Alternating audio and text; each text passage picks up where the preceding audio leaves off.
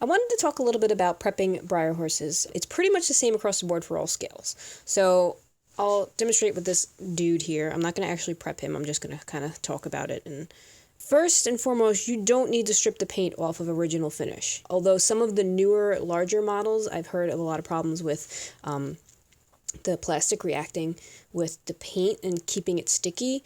But I've also heard that just sanding it down and doing a layer of dull coat before you start priming. But those you might want to strip down. But anyway, so most of the time you don't need to strip the original finish. It's bonded to the plastic. You don't really have to worry about that. If you want to be safe, you could sand over the entire thing lightly, just to give it some tooth for the primer to hold. Usually by the time you're done prepping, it's pretty much all sanded over anyway. I do it just, I always like to be safe. If you have like an Appaloosa or a Pinto like this, they usually leave the plastic for the white and they have paint for this. So you're going to have to sand around the edges of any white markings that your piece might have. And on the Appaloosa, you could see how this is also kind of raised.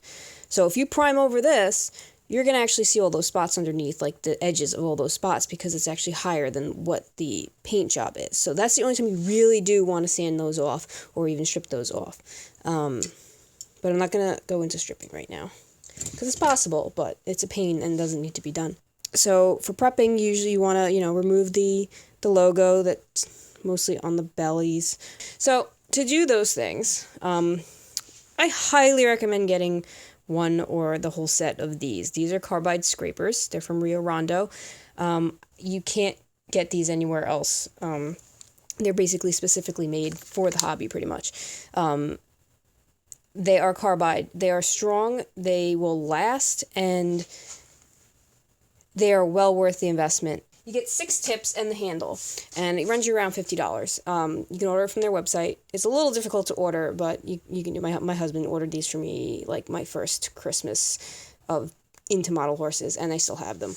I've only broken 1 tip, and I don't know why, and it was kind of like a what the heck just happened. I only generally use like 2 or 3 tips out of the 6. But it's good to have the backups because when I did break the one I really liked, this one's very similar, so I just replaced it with this one. I don't have to go buy anything else. But you can just buy the handle and the tip, and I think that'll probably run you around $20, $25.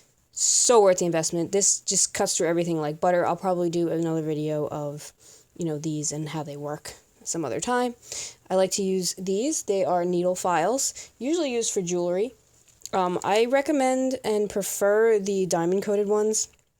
I mean, they're probably not real diamond because they're usually pretty cheap, but I've never had any luck with the regular files or riffers. They always get gunked up for me, and, they're useless after, 1 or 2 uses. These have always lasted me for quite some time, and they're fairly inexpensive, and they're great for getting into, hard-to-reach areas and stuff like that. Really good stuff. Another thing I like you have your general sandpaper you can use, all different kinds of grits. Sanding sponges, you can find these usually in the paint section of your hardware store. This one, where did I get this one? I think I got this one at Ace. I've gotten them at Benjamin Moore, I've gotten them at Lowe's. Anywhere I see, sometimes the dollar store will even have them. They'll just not label the grits, but you can feel it and see what it'll do for you, and, they're really cheap. So these are great, because then you can also get in the hard areas, you can curve around when you're trying to do stuff. Really good stuff. Something else I like to finish off with a lot of the time, especially on the pewter, because it's hard to see what you're doing on the pewter until you shine it up, is steel wool. This is the quadruple zero grit. This is probably a little too fine. The next time I buy some, I'm probably going to go up a grit, down a grit. I don't know, the 3 zeros. Because this falls apart a lot, and there's a lot of dust of the metal that comes off. So I always have to wear a mask when I use this, and you always want to wear gloves too, because it just pokes into your fingers. But this buffs it up and shines it up really nice. It takes all the scratch, and then you can see what scratches you still need to take care of and all that sort of stuff. So it's a good finishing thing. Another thing that I just got fairly recently, but I haven't really gotten into them. They're really good if you don't have the needle files. I mean, I use these regularly, but these are good too. There are sanding sticks. Where did I get these? I think I got them on Amazon. And there's another hobby site that has them. Micromark? I think it might be Micromark. But anyway, they come in all different kinds of grits, and they're they're spongy, so they're soft, and these can also bend around hard to reach areas and stuff. So they're really good, and maybe because I haven't really used them is because I'm so used to my needle files, and the problem with these, they don't tell you what grit there are, and there's so many different colors and so many different grits that it's like, I don't know what's going to really happen, but I do use them, so they're really good if you want to pick up these instead of these or something. Other than that, after you prep your guy up with your sandpaper and you buff him up real nice and you got him nice and smooth, and he's ready to go, make sure you wash him. Wash them good, because you never know what kind of oils and stuff are left over from the factory, and that might interact with your paint or even make your paint not stick. So if you look at my video, the prepping the pewter micro mini, I explain how I wash the models, and you can probably get a better idea there. And then after you do that, you let him dry, give him a prime. If he looks good and you don't need to do any more prepping, then you just start painting. So a lot of the time the misconception is that you have to strip all the paint off of these guys to paint them. That is not true. Just prep them as good as you can, give them a light sanding all over, wash, prep, prime, go, you're good to go.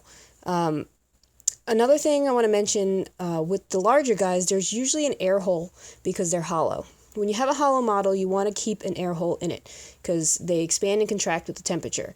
And if you have something that can't expand and contract with the temperature, your paint's going to crack, it's going to chip off, it's just not going to be good, it's going to bloat and all that good stuff. So when they do have an air hole, let me see if I can find one with an air hole.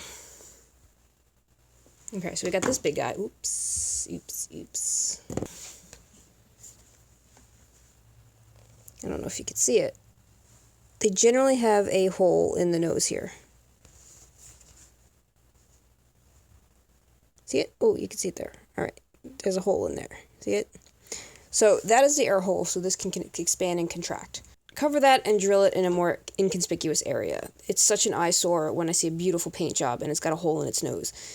Not a good hole either, just the one little pinhole there. And you do want to drill another hole. It should have a hole. It needs to breathe. So cover it there.